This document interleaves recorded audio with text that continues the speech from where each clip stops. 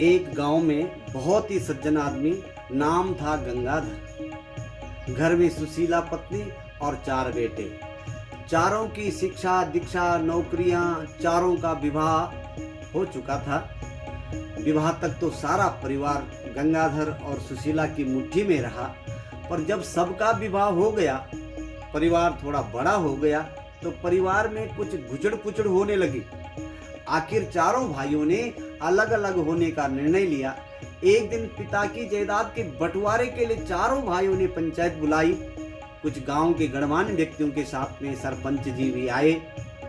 आंगन में सारी पंचायत बैठी। सरपंच जी बोले, गंगाधर जी, आपके चारों बेटे चाहते हैं कि आपकी जायदाद के 4 हिस्से कर दिए जाएं और आप दोनों 3-3 महीने एक एक बेटे के पास रहेंगे। आप इनकी बातों से सहमत है ना? बड़ा बेटा बोला, अरे सरपंच जी, पिताजी को क्या पूछना, हम चारों भाई उन्हें 3-3 महीने साथ रखने के लिए तैयार हैं। आप उनकी जायदाद का बंटवारा कीजिए।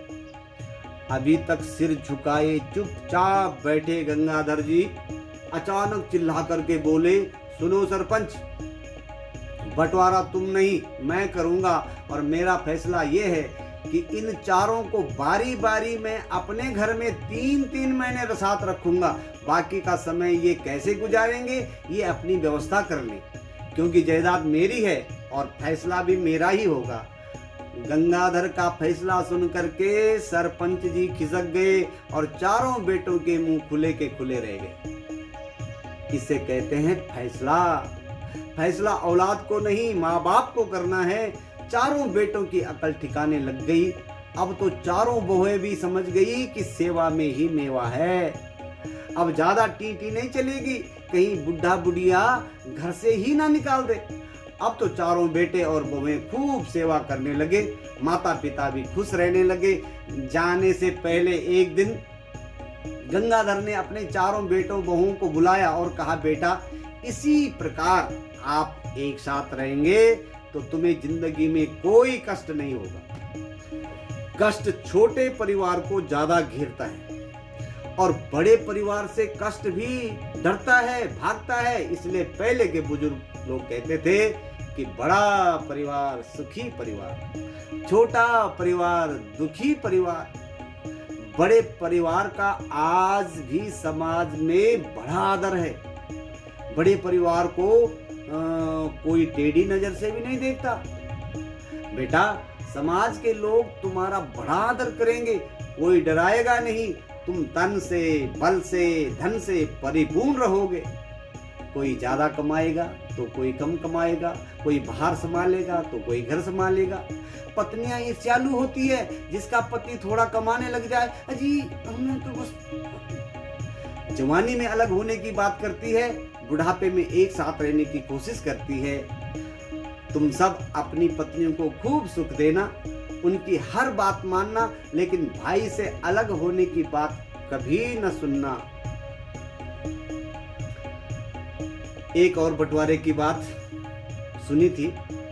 लक्ष्मण जी राम जी के भाई हैं। बरी ही ते निज हित पति जानी, स्वामी रामो मम सखा रामचंद्रः, सर्वस्वमेव रामचंद्रो दयालुम अन्यम जाने नैव जाने न जाने। और भरत जी राम जी के बंधु हैं। अच्छा, बंधु कितने ही दूर रहे, लेकिन दीन बंधु कैसे याद करते हैं? राम ही बंधु सोच दिन राति। राम जी चिंतन करते हैं बंधु भरत का। और गोस्वामी तुलसीदास जी अद्भुत उदाहरण देते हैं कि अंडनी कवटही हृदय जही भांति। कछुई वहां नहीं रहती जहां अंडे होते हैं। कछुई अंडों को सुरक्षित स्थान में रखती है और अपने आप दूर रहती है, लेकिन दूर रहते हुए भी वह अपने अंडों का ऐसा चिंतन करती है कि वे अंडे एक दिन बच्चों को जन्म दे देते हैं। अंडनी कवटई हृदय जई भांति। ऐसे ही श्री राम जी भरत जी का चिंतन वन में भी करते हैं। भगवान राम को राजपद मिलने वाला था, युवराज पद पर अभिषेक होना था, लेकिन युवराज पद मिल गया भरत जी को। अच्छा बताओ, 2 भाई हैं, 2 बंधु हैं, और दोनों बंधुओं में से किसी एक को मिलने वाली चीज दूसरे को मिल जाए तो बताओ बंधु भाव रहेगा, भाइयों में प्रेम रहेगा? फिर बंधु भाव नहीं, बंधुओं के बीच में बंदूक। लेकिन अपने राम जी तो प्रसन्न है। भरत जी को राज मिला, राम जी को वन मिला, राम जी बड़े प्रसन्न। किसी ने राम जी से पूछा, आपको मिलने वाला राजपद भरत जी को मिल गया, आप क्यों प्रसन्न हैं? तो राम जी कहते हैं कि अगर मैं अयोध्या का राजा बनता और लोग मुझसे पूछते तो मैं अपना परिचय देता कि मैं अयोध्या का राजा हूं। लेकिन भरत अगर अयोध्या के राजा होंगे तो मैं अपना परिचय दूंगा कि मैं अयोध्या का राजा नहीं, मैं अयोध्या के राजा का बड़ा भाई हूं। ये है राम जी का बंधुत्व, ये है राम जी का भ्रातृ प्रेम, ये है राम जी का भ्रातृ स्नेह। राम जी कहते हैं कि पहले तो भरत जी मुझे प्रिय लगते थे, पर अब भरत जी मुझे प्राण प्रिय लगने लगे हैं। भरत प्राण प्रिय पावहि राजू, प्राण प्रिय भरत को राज्य मिले। अब बोलो, ऐसी स्थिति में अपना सगा बंधु किसी को प्राण प्रिय लगेगा? आज के वातावरण में तो नहीं लगता कि लगेगा। प्राण प्रिय तो नहीं लगेगा, हाँ प्राण ही प्यारे लगेंगे। सज्जनों, बंटवारे में कई बट जाते हैं, कई घट जाते हैं और कई चले भी जाते हैं। बंटवारे के बड़े किस्से हैं। एक और बंटवारे की बात याद आई। दो भाई, एक छोटा एक बड़ा। छोटा भाई बड़ा सीधा साधा और बड़ा भाई बड़ा तेज तर्रार राजनीतिज्ञ, गांव का सरपंच। दोनों के पास कंबल और एक भैंस। बंटवारे की बारी आई तो गांव का सरपंच तो बड़ा भाई घर में ही था। छोटा बोला, जो आप कर देंगे मुझे मंजूर। अच्छा तो ठीक है। अब बड़े भाई ने बंटवारा किया, ये कंबल दिन में तुम्हारा और रात को हमारा, ठीक है? छोटा बोला, ठीक है भाई जी। और भैंस का आगे का हिस्सा आपका और पीछे का हमारा, ठीक है छोटा? वो हाँ ठीक है भाई जी। अब जब दिन में कंबल की जरूरत नहीं तो छोटे का, और जब रात को जरूरत पड़े तो बड़े भाई का। बड़ा भाई रात को आराम से कंबल ओढ़ करके सोए और छोटा रात भर ठंड से ठिठुराए। और भैंस का भी बहुत बुरा हाल। भैंस का आगे का हिस्सा छोटे भाई का था तो दिन भर घास काटे, खूब खिलाए पिलाए बेचारा। दूध बड़ा भाई निकाले और मजे से पिए। बड़े भाई ने ऐसा बंटवारा किया कि लोग इस बंटवारे को देखते हैं, समझते भी हैं, पर बड़े का ही साथ देते हैं। अब छोटा भाई बड़ा परेशान, क्या करूं, कहां जाऊं? तो एक संत के पास गया, अपनी परेशानी बताई। संत तो न्याय प्रिय होते ही हैं, कर दिया समाधान, बता दिया तरीका। क्या बताया तरीका? आज तुम ऐसा करना कि कंबल को टप में, पानी की नाद में डुबो करके रख देना, भिगो करके रख देना। और जब तुम्हारा भाई दूध निकाले तो भैंस के आगे डंडा, भैंस को डंडा दिखा देना। ऐसे किया। शाम को कंबल लौटाने की बारी आई, बोले लो जी भ्राताश्री, ये लो कंबल।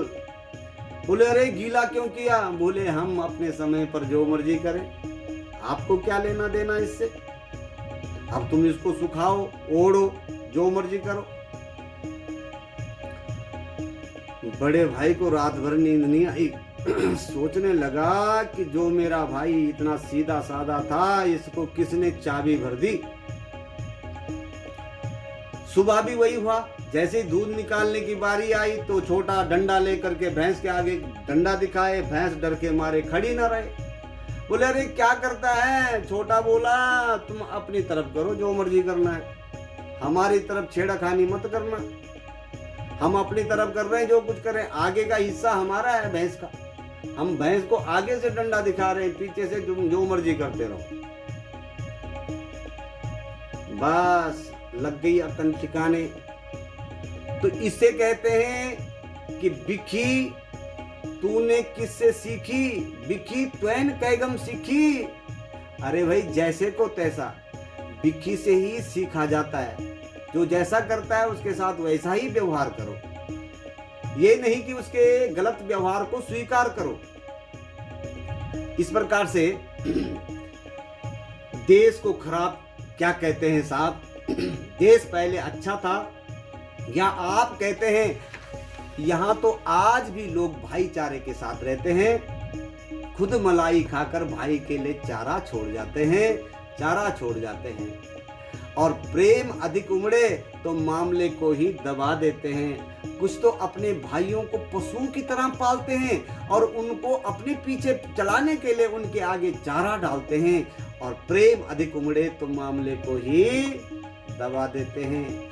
कोई न मिले तो भाई को ही चारे की तरह चबा देते हैं। इसलिए मुझे लगता है कि इस बंधुत्व में जो विष आ गया है, इसमें बंधुत्व का अमृत घोलना जरूरी है।